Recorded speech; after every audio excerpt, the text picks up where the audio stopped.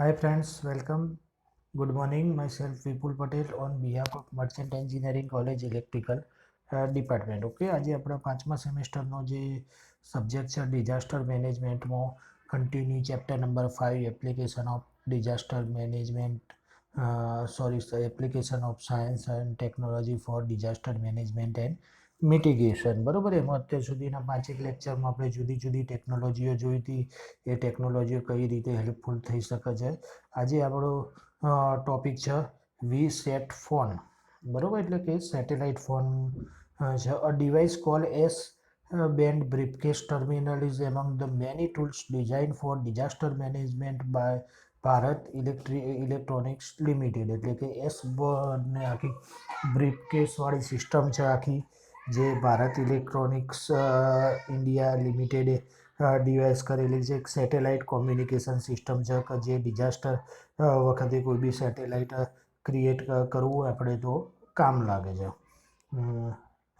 Developed in association with DRDO, એટલે કે defence research development organisation DRDO and DEAL Dehradun light weight compact very small apparatus terminal, એટલે એના વીસેટ નામ આવેલું છે. કે આ બંને જે ડીઆરડીઓ અને જે દેહરાદૂન લાઇટ વેલ કોમ્પેક્ટનું ઓર્ગેનાઇઝેશન છે એ બંને તૈયાર કર્યો છે વી સેટેલાઇટ. એટલે કે V satellite phone can be use as satellite phone in establishing a communication network inaccessible area which is totally isolated. એટલે કે જે એરિયા આખો ટોટલી ડિસ્ટ્રોય થયો હોય ત્યાં કોમ્યુનિકેશન ઊભું કરવા માટે આ કામ લાગશે. The mobile energy emergency operation centre MOEC is another offer from BEL. It looks similar to the vans used for broadcasting media. એટલે આખું મોબાઈલ ઇમરજન્સી ઓપરેશન સેન્ટર છે એ ઇમરજન્સી બ્રોડકાસ્ટિંગ સર્વિસનું કામ કરશે. In all terrain vehicle carries among the other facility the VSAT video camera, video phone and laptop computer. એટલે આમાં આખું video camera, video phone ને આખું લેપટોપવાળી સિસ્ટમ છે આખી communication. This mobile unit can be established contact with Prime Minister Office and many central government department. એટલે આ બધું જે પીએમઓ ઓફિસ અને બીજા ઘણા સેન્ટ્રલ મિનિસ્ટરના ડિઝાસ્ટર થાય એના સાથે આખું કોમ્યુનિકેટ જ હોય. કે જ્યારે કોઈ બી ડિઝાસ્ટર આવે તો ઇમરજન્સી સેટઅપ ઊભું કરવું હોય અથવા કંઈ ડિસિઝન કોઈ મિનિસ્ટ્રી દ્વારા લેવા હોય તો એ સેટઅપનું આખું યુઝ કરવામાં આવે છે. કે આખી વીસેટ સિસ્ટમ છે. Now, land use planning and disaster management. By planning for the managing land use, we can reduce the vulnerability to disaster if cannot eliminate it.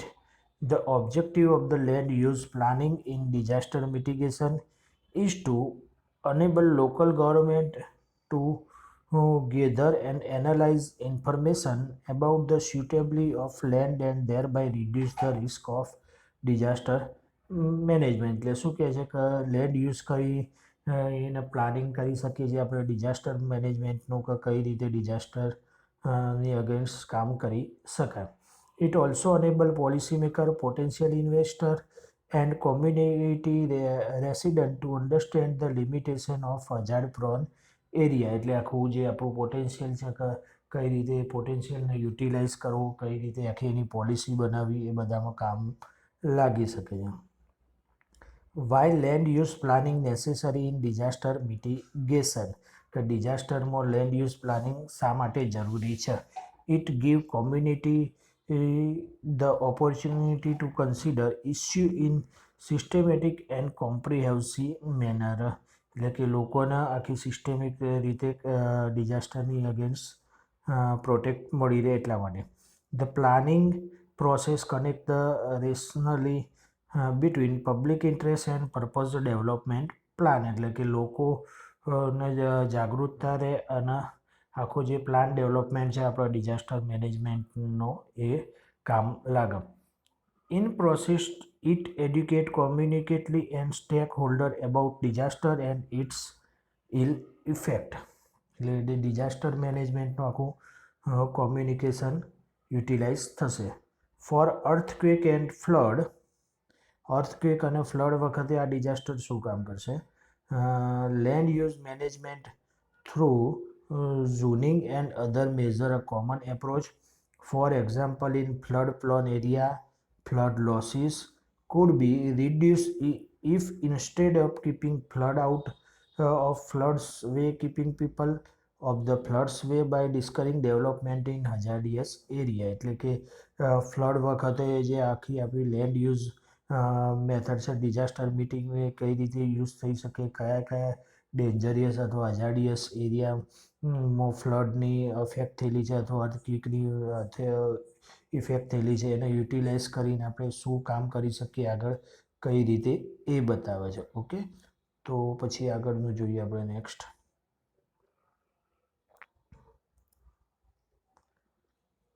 Four hurricane and cyclone, એટલે cyclone વખતે શું કામ લાગી શકે? Limit intensity of development in this area, constructing structure back from shoreline to minimize losses due to erosion, evaluating structure to minimize losses due to flood, taking step to the tie building together and installing hurricane clip to roof so they are attached to building.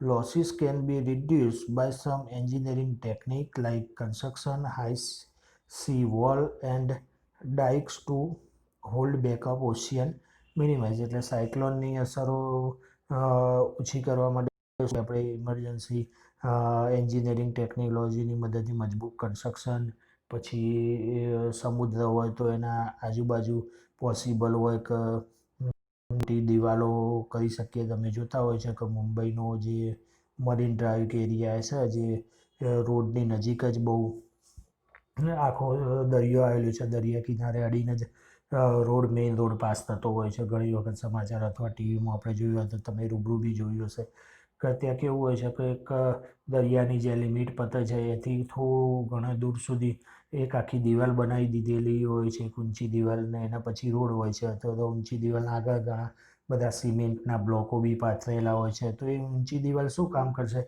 કે જે સાયક્લોનના મોજાઓ છે એ જે ઊંચા ઉછળતા હોય એના protect કરશે. એટલે મોજાઓ તે દિવાલે, મજબૂત દિવાલે અથડાઈને પાછા રિટર્ન જશે. એટલે કે સાયક્લોન તમારું સાયક્લોન આખું જે હોય રોડ ક્રોસ ના કરી શકે અને એનું નુકસાન આ રીતે ઘટાડી શકાય છે. ઓકે, નેક્સ્ટ આના વસ્તુ સ્લાઇડ માટે કઈ રીતે યુટિલાઇઝ થઈ શકે છે?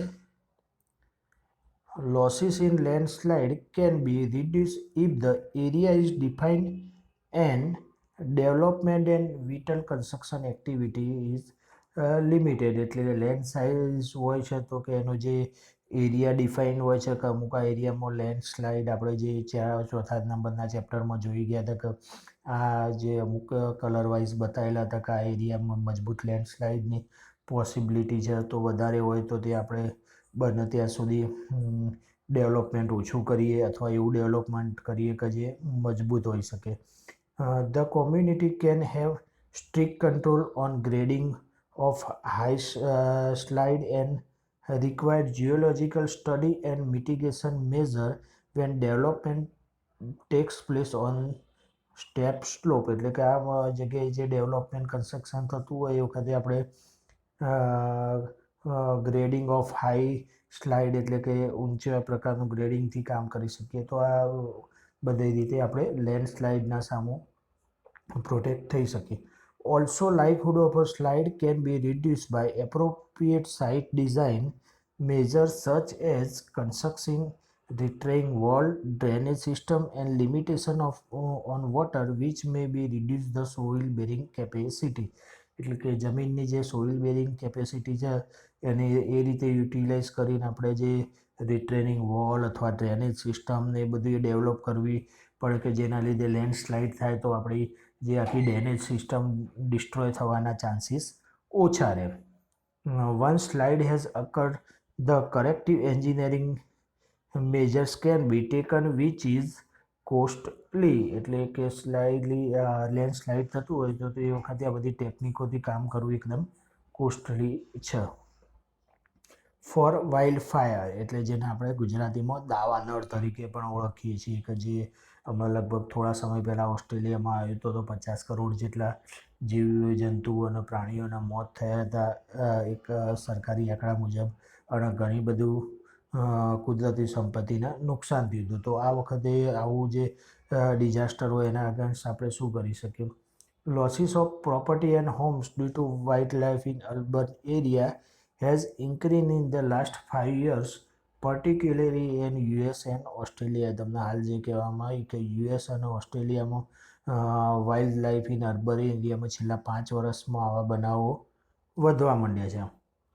Combustible homes coupled with combustible forest and vegetation with surplus firefighting equipment and low water supply has increased the fire losses. એટલે કે ત્યાં આવું મોટા વિશાળ એરિયામાં પાણી મોકલવાનું ને બધું ફાયર સેફ્ટીનું કામ બહુ ઝડપી ના થઈ શકે એટલા માટે આવા બનાવો વધી ગયા છે. આપણે જો કોઈ સિટી એરિયા કે એવું કંઈ હોય તો તરત કોઈ ફાયર થયેલું હોય તો તરત નાના પ્રમાણમાં હોય તો ફાયરની એમ્બ્યુલન્સોને દોડી જતો હોય એને કંટ્રોલ કરી શકે. પણ અહીંયા દાવાનળ તો બહુ પુષ્કળ પ્રમાણમાં લાગતો હોય છે એટલે એમાં કંઈ લાઈફ બબ્બાને એનાથી કંટ્રોલ થઈ શકે નહીં. Land use management technique can be use to minimize the losses due to wild fire by limiting the development in area. એટલે કે લેન્ડ યુઝ મેનેજમેન્ટ ટેકનિકની મદદથી આ દાવાનળને આપણે ઘટાડવાનો ટ્રાય કરી શકીએ છીએ. For resist site design fire retarding exterior building material are required. એટલે કે બિલ્ડિંગમાં આપણે જોતા હોય કે લાસ્ટમાં એક સુરતમાં બી આ ફાયરનો બનાવ બનેલો હતો. એના પછી જો આ કોઈ નાના મોટી બિલ્ડિંગો હોય, સ્કૂલો હોય, દવાખાના હોય, એમાં ફાયર સેફ્ટીના ઇક્વિપમેન્ટ અથવા એની જે ફાયર સેફ્ટીની ગાઈડલાઇન છે એને એકોર્ડિંગ કામ થયેલું હોય તેને તો જ એને પરમિશન મળતી હોય છે. કે જ્યારે કોઈ નાનો મોટો અકસ્માત ફાયર શોર્ટ સર્કિટ બી થાય અથવા બીજા કોઈના લીધે ફાયર થાય તો એને કંટ્રોલ આપણે કરી શકીએ છીએ. બરાબર. એ અત્યારે કેસો બધા વધવા માંડ્યા છે. કોઈ બી જગ્યાએ હોસ્પિટલોમાં કે એમાં ગમે ત્યારે કોઈ નાના મોટા રીઝનથી આગ લાગતું હોય છે તો આપણા જોડે વેલ ડિફાઇન આવી સિસ્ટમ હોય કે તમે જોતા ફાયર નાની આગ હોય તો ફાયર એક્સટિંગ્યુશર મૂકેલા હોય છે. એ બીજા બધા સારા એલાર્મ સિસ્ટમ છે. આ બધી સિસ્ટમ હોય તો એના અગેન્સ્ટ આપણે કામ કરીને એના ડેમેજ રિડ્યુસ કરી શકીએ. Adequate water supply for fire suppression must be available. એટલે કે પૂરતા પ્રમાણમાં પાણીનો જથ્થો હોય તો થઈ શકે છે. Alternate route available for resident to escape in case of fire event. એટલે ફાયરની ઘટનાઓ વખતે એમાં કામ થઈ શકે છે. ઓકે. તો આ બધું વાઇલ્ડ ફાયર હતું કે ફાયરની સિસ્ટમ વખતે શું કામ થઈ શકે છે. નેક્સ્ટ જોઈએ disaster safe design and construction. એટલે કે ડિઝાઇન અને કન્સ્ટ્રક્શન સેફ હોય તો એનું શું થાય છે એનું ઇન્ટ્રોડક્શન છે. In most of the natural disaster, it is found that faulty design and poor construction of the structure can cause greater damage than disaster itself. એટલે કે આવું સેફ વાળું ડિઝાઇન અને કન્સ્ટ્રક્શન હોય તો ઓછું નુકસાન કરે. It is necessary to have safe design and construction practice to avoid major casualty. એટલે કે મોટી casualty સામે રક્ષણ આપશે. The house can be designed by the architecture, structural engineer to be higher disaster resistance under the umbrella of extreme natural disaster normally accepted to reoccur in a certain region and for a practice purpose the house may be called disaster proof. એટલે જો આ disaster ભૂકંપ આવે પહેલાં તો આવું કંઈ આવા સ્ટ્રક્ચર એન્જિનિયરો કે સિવિલ એન્જિનિયરોની ડિમાન્ડ ઓછી હતી. પણ આવા કોઈ બી જગ્યાએ તમારા મોટું મકાન કે એવું બનાવતા હોય તો આપણે મેક્સિમમ એવું સ્ટ્રક્ચર યુઝ કરવાનો પ્લાન કરીએ છીએ કે ભૂકંપ કે એવા કોઈ ડિઝાસ્ટરની અગેન્સ્ટ રક્ષણ આપી શકે. ઘણી મોટી કન્ટ્રીમાં તો એવી ટેકનોલોજી ડેવલપ થઈ જાય છે લાકડાના ઘર અથવા બીજા એવા કોઈ સ્ટ્રક્ચર કે જે ભૂકંપ જેવા ડિઝાસ્ટરની અગેન્સ્ટ પ્રોટેક્શન આપી શકે. This does not mean that they will survive a direct meteor strike on a ground zero automatic bomb, but These are unpredictable force which are appropriate engineering technique are not to earn. એટલે કે એવી કોઈ હજુ technology આવી નથી કે જે આ બધું એક્ઝેક્ટલી ભૂકંપની આગાહી ને બધું થઈ શકે. એટલે આપણે જે ભૂકંપની અગેન્સ્ટ એવું સ્ટ્રક્ચર આપણા માટે કન્ટિન્યુ હોવું જોઈએ. How can we make building resistance to earthquake with earthquake engineering. એટલે તમને જો હાલ વાત કરીએ એ પ્રમાણે કઈ રીતે આપણે ભૂકંપ પ્રૂફ ઇમારતો બનાવી શકીએ અર્થક્વેક એન્જિનિયરિંગની ઉપયોગથી. To be earthquake proof building structure and their foundation need to be build to be resistance on side way of load. એટલે કે સાઇડ વોલ આખું સિવિલ એન્જિનિયરિંગનો ટોપિક છે કે આ રીતે સાઇડ વે ઓફ લોડથી ડિઝાઇન કરીને આપણે સ્ટ્રક્ચર અર્થક્વેક પ્રૂફ બનાવી શકીએ. The lighter the building is less the load. This is the particularly so the higher up. એટલે કે લાઇટર લોડનો યુઝ કરી શકીએ કે જેથી અથવા તો જે એના પાયા હોય જમીનમાં એકદમ ઊંડે સુધી નાખવાના ટ્રાય કરીએ અથવા પાયાનું સ્ટ્રક્ચર એવું યુટિલાઇઝ કરીએ કે જો નાની ઇન્ટેન્સિટીવાળો ભૂકંપ હોય તો એની અગેન્સ્ટ પ્રોટેક્શન આપી શકે છે. બહુ પછી હેવી એ ઇન્ટેન્સિટીવાળો ભૂકંપ હોય 8 ઓર મોર દેન એના કરતાં રિક્ટર સ્કેલવાળો તો એ પોસિબલ નથી કે આપણું સ્ટ્રક્ચર ઊભું રહે. પણ ઘણી કન્ટ્રીઓમાં અત્યારે એવી ટેકનોલોજી ડેવલપ થઈ ગઈ છે કે ગમે તેટલો ભૂકંપ આવે તો એની અગેન્સ્ટ એ બિલ્ડિંગ ઊભું રહી શકે છે. તો આ આખી સિવિલ એન્જિનિયરિંગ અથવા સ્ટ્રક્ચર એન્જિનિયરિંગ અને અર્થક્વેક એન્જિનિયરિંગ થી જુદા જુદા એક્સપર્ટો અથવા જુદી જુદી